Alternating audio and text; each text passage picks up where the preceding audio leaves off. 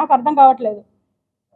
Last 2019 ఎలక్షన్లో పితాని బాలకృష్ణ గారికి సెట్టిబరిజలకి పెద్దపీట వేస్తూ ఫస్ట్ టికెట్ అనౌన్స్ చేశారు.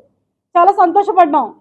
ఆయన ఒక స్ట్రాటజీ కలిగిన వ్యక్తి, ఒక సిద్ధాంతాలు కలిగిన వ్యక్తి.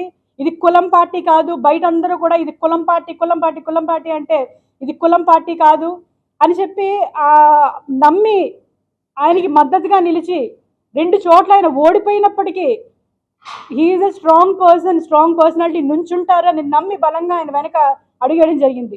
ఈరోజు చూసుకుంటే 21 సీట్లు తీసుకుని పార్టీ ఈ మాత్రం దానికి పొత్తుకెళ్ళడం ఎందుకో నాకు అర్థం కావట్లేదు. ఈ 21 సీట్లలో కూడా ఎంతమంది తెలుగుదేశం పార్టీ నుంచి వచ్చిన వాళ్ళు ఉన్నారో, వైసీపీ పార్టీ నుంచి రిజైన్ చేసి వచ్చిన వాళ్ళు ఉన్నారో మనందరం కూడా చూసుకుంటున్నాము. 21 సీట్లలో చూసుకుంటే ఒకే ఒక్క మహిళకు కేటాయించడం జరిగింది. ఒకటి మహిళకు కేటాయించారు 21 సీట్లలో. ఇది ఎంతవరకు న్యాయం? ఇది మహిళలకి ఏ ప్రాధాన్యత ఇస్తున్నారో నాకు అర్థం కావట్లేదు. అదేవిధంగా సెట్టిబరిజలకి అయితే ఒక్క టికెట్ కూడా లేదు. అంటే మేము ఎప్పుడు కూడా మాట్లాడితే ఆయన పెద్ద ఇది మాకు యువత కావాలి, ఉడుకు రక్తం కావాలి, వీర మహిళలు కావాలి అని చెప్పుకునే వ్యక్తి చట్టసభలకు వెళ్ళడానికి మాత్రం యువత సరిపోదు, వీర మహిళలు సరిపోరు, ఉడుకు రక్తం అక్కర్లేదు ఆయనకి. ఇక్కడ కాకినాడ రూరల్లో ఒక ముసలుడికి ఇచ్చారు కదండి, ముఖ్యమంత్రి అని పలకడం కూడా చేత కాని ఒక దద్దమ్మకి, ఒక సన్నాసికి ఈరోజు కాకినాడ రూరల్లో జనసేన టికెట్ కేటాయించారు. అది ఏ రకంగా చూసుకుని కేటాయించారో ఎవరి అంటే కాపు అనే వ్యక్తి, కాపు అయితే సరిపోతుంది అన్నమాట, వీరికి వేరే అదర్ క్వాలిఫికేషన్స్ ఏమీ అవసరం లేదు. అటువంటి వ్యక్తికి ఈరోజు జనసేన పార్టీ ఇక్కడ చెప్పుకుంటారు కదా, చాలా మంది చెప్పుకుంటారు కదా, ఈ యొక్క కూటమికి ఎవరికి ఇచ్చినా నెగ్గేస్తుంది అని. అంటే సన్నాసులకి దద్దమ్మలకి ఇచ్చినా కూడా నెగ్గేస్తుంది, ప్రజల యొక్క వాళ్ళ ఇంటర్నల్ ఆలోచనలు అవసరం లేదు. కేవలం మేము గవర్నమెంట్ ఫామ్ చేసేయాలి అన్న ఒక్క ఉద్దేశం తప్ప ఎవరికి ఇస్తున్నాము, ఎవరు వస్తున్నారు ఏంటి ఏమీ అవసరం లేదు. డిసెంబర్లో పవన్ కళ్యాణ్ గారు ఇక్కడికి వచ్చి పంతన్నానాజీ నువ్వు ఎక్కడెక్కడ డబ్బులు వసూలు చేసేవో చెప్పు, నువ్వు ఎక్కడెక్కడ డబ్బులు దొబ్బేసేవో చెప్పు, ఆ లిస్ట్ రాసిస్తే నేను వాళ్ళందరికీ కృతజ్ఞతలు చెప్పుకుంటాను అని చెప్పిన వ్యక్తి ఈరోజు ఎలా అర్హుడైపోయాడు? వైసీపీ నుంచి వచ్చిన వాళ్ళు ఈరోజు టికెట్లు ఇచ్చేసారంటే అంటే వైసీపీలో ఉన్న వాళ్ళు పవన్ కళ్యాణ్ గారి ఉద్దేశంలో రౌడీలు, గోండాలు, జనసేనలోకి వచ్చేస్తే పునీతులు అయిపోతారు. ఇదే కదండి ఈరోజు పవన్ కళ్యాణ్ గారి ఉద్దేశం. నాదెండ్ల మనోహర్ అనే వ్యక్తి ఈరోజు పార్టీని సర్వనాశనం చేసేసాడు. ఆయన ఒక క్యాబినెట్ హోదాలో ఉండి ఒక పాలసీ మ్యాటర్ తెలిసిన వ్యక్తిగా, పార్టీ స్ట్రక్చర్ తెలిసిన వ్యక్తిగా ఈరోజు జనసేన పార్టీని ఏం చేశారు? పవన్ కళ్యాణ్ గారు మొన్న మీటింగ్లో, తాడేపల్లిగూడెం మీటింగ్లో చెప్తున్నారు, మనకి పోల్ మేనేజ్మెంట్ లేదు, బూత్ మేనేజ్మెంట్ లేదు, వాళ్ళకి 40 ఇయర్స్ తెలుగుదేశం వాళ్ళకి 40 ఇయర్స్ అనుభవం ఉంది కాబట్టి వాళ్ళకే మనం ఇద్దాము, వాళ్ళతో పాటు అడుగులేసి నడుద్దాము, వాళ్ళతో సమానంగా నడుద్దామని చెప్పడం జరిగింది. పోల్ మేనేజ్మెంట్, బూత్ మేనేజ్మెంట్ లేకపోవడం అనేది ఇన్ఛార్జీలు తప్ప. ప్రతి నెలకు ఒకసారి ఇక్కడికి వచ్చి క్లబ్లో ఉండి నాదెండ్ల మనోహర్ అనే వ్యక్తి ఇక్కడికి వచ్చి క్లబ్లో స్పెండ్ చేసి ఒక డే అంతా కూడా ఏదో మీటింగులు పెడుతున్నామని చెప్పేసి 3-4 రోజులు ఇక్కడే స్పెండ్ చేసి పోల్ మేనేజ్మెంట్ కానీ బూత్ మేనేజ్మెంట్ కానీ చేయకుండా ఏం చేస్తున్నారు?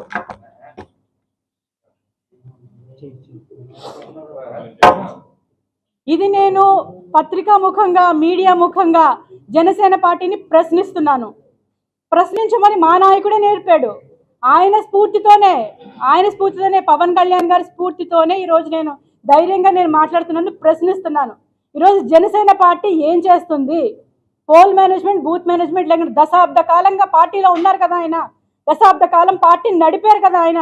ఇప్పటికీ కూడా పోల్ మేనేజ్మెంట్, బూత్ మేనేజ్మెంట్ లేదు అంటే ఎవరి వైఫల్యం కారణం ఇది? ఖచ్చితంగా పవన్ కళ్యాణ్ గారు, నాదెండ్ల మనోహర్ గారు కూడా ఇందులో దీని సమాధానం చెప్పి తీరాలి.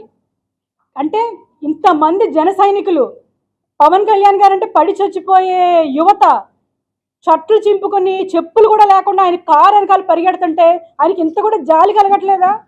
వాళ్ళ భవిష్యత్తుని ఈరోజు సర్వనాశనం చేసేసారు. దశాబ్ద కాలం అంటే ఒక జనరేషన్ పోయింది. ఒక జనరేషన్ ఆయన వెనకాల తిప్పించుకొని మా నాయకుడు సీఎం అవుతాడు అని కలలుగానే ఈ యువత ఈరోజు ఏమైపోవాలి? ఇప్పటికీ వన్ సైడెడ్గా మా నాయకుడు ఏదో చేస్తాడు, ఏదో ఉద్ధరిస్తాడు, ఈరోజు బీజేపీని, టీడీపీని కలిసి కూటమి ప్రభుత్వం ఏర్పడుతుంది, మాకు ఏదో జరుగుతుంది, మాకేదో మంచి జరుగుతుందని కలలుగానే యువత ఈరోజు ఏమైపోతుంది? కలలుగాను అని స్టేజ్ల మీద ఊకదంపుడు ఉపన్యాసాలు ఇవ్వడమే కానీ యువతని ఈరోజు అడ్డంగా గాలికి వదిలేసిన పరిస్థితి, ఈరోజు వాళ్ళ భవిష్యత్తు నాశనం చేసిన పరిస్థితి ఈరోజు జనసేన పార్టీ చేస్తుంది. నేను ఈ రోజుతోటి ఇక్కడితో ఎండ్ అయిపోను. నేను ఈరోజు మీరు టీడీపీని తీసుకున్నా, వైసీపీని తీసుకున్నా, టీడీపీ కూడా ఇంకా తక్కువ ఇచ్చిందేమో అండి, వైసీపీ తీసుకున్నా ఎక్కువ స్థానాలు మా సెట్టి ప్రజలకు కేటాయించడం జరిగింది.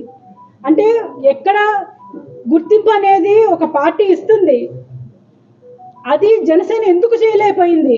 ప్రతిసారి మాట్లాడుతూ ఉంటారు కదా, ఎందుకు చేయలేకపోయింది? నేను ఒక్కటే ప్రశ్నిస్తున్నాను, నాదెండ్ల మనోహర్ గారు పార్టీని ఏం చేయాలనుకుంటున్నారు?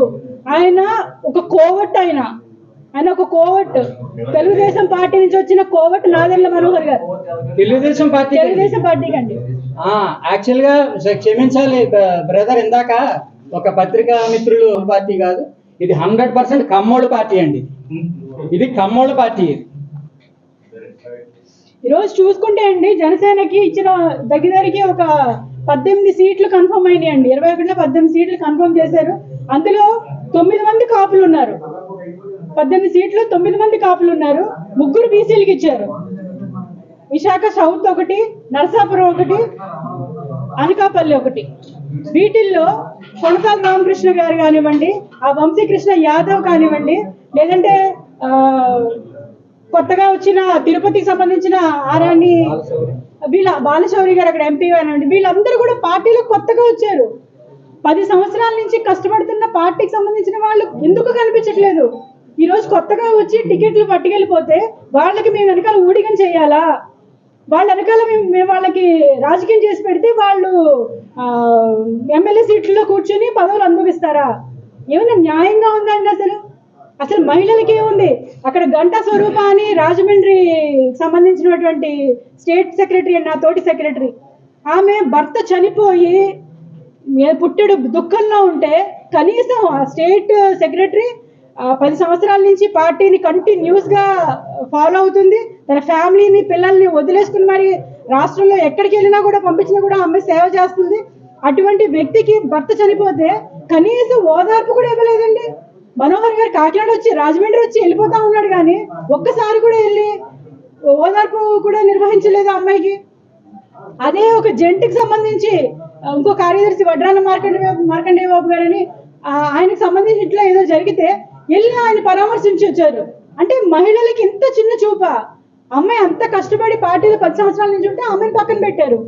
అదేవిధంగా విశాఖ జిల్లాకు సంబంధించి తమ్ముడు బొడ్డేపల్లి రఘు అని ఒక డాక్టర్, అతను ఎన్ని కోట్లు ఖర్చు పెట్టుకుని అక్కడ వర్క్ చేసుకుంటుంటే ఈరోజు విశాఖ జిల్లాకు సంబంధించి ఒక్క జనసేన టికెట్ అక్కడ కష్టపడిన వాళ్ళకి ఒక్కటి కూడా లేదు అక్కడ.